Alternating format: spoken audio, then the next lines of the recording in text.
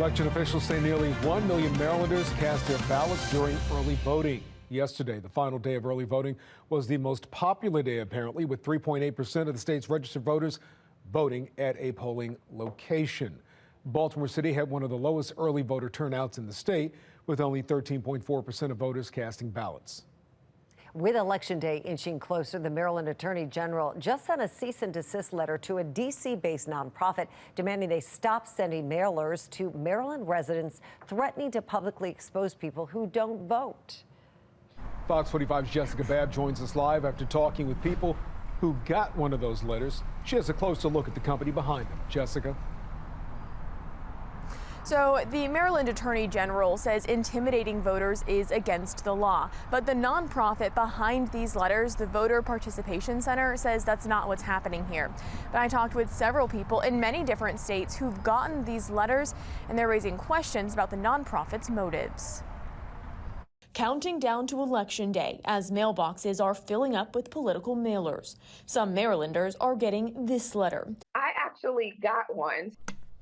Like Joanne Antoine, who's also the executive director of Common Cause Maryland. I was just as alarmed as all other voters. The letter, sent on a plain white sheet of paper from the Voter Participation Center, a D.C.-based nonprofit, shows a voting report card, saying in part, "We're sending this to you and your neighbors to share who does and does not vote in an effort to promote election participation." The letter emphasizing whether or not you vote is public. The letter saying we will be reviewing these records after the election to determine whether or not you joined your neighbors in voting. I want to say there was good intent here, but I think even the appearance of it, normal mailers, voter education mailers are colorful, right? It's very just informational, or it's telling you to vote yes or no to something. This just wasn't clear. It felt more, I want to say, somewhat like a threat. While Common Cause, an organization dedicated to protecting voters' rights, has been getting concerns through their hotline, Attorney General Anthony Brown just sent a cease and desist letter to Voter Participation Center and its partner organization, Center for Voter Information. The AG demanding the organization stop sending the mailers containing threats. They say attempting to influence the choice to vote is against the law.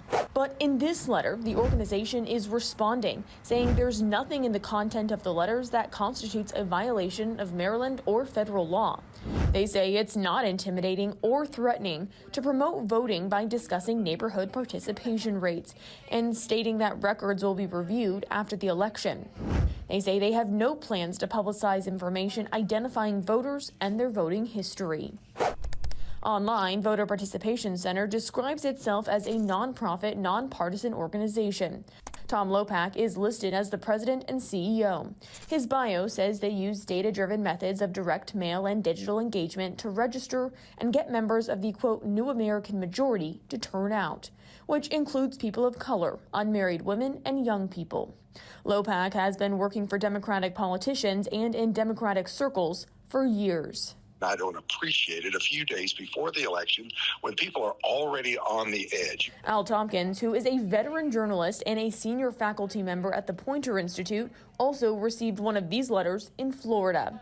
He says the organization's IRS forms raise big questions. They get millions of dollars from donors. They don't disclose who their donors are. An approach, he says, isn't rooted in transparency. They're going to call out other people to say, we're going to be watching to see if you voted. I'm calling them out to say, who funds you and who are you actually? Don't let nonsense like this intimidate you at the last minute before voting. Go out and vote.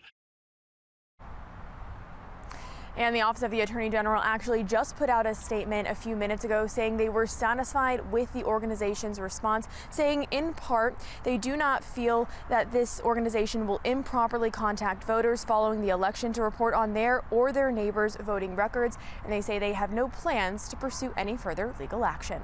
Live in Baltimore, Jessica Babb, Fox 45 News. I'm Mary Bubala. Thank you for watching. Here's another video for you to watch. Also take some time to subscribe to our YouTube channel.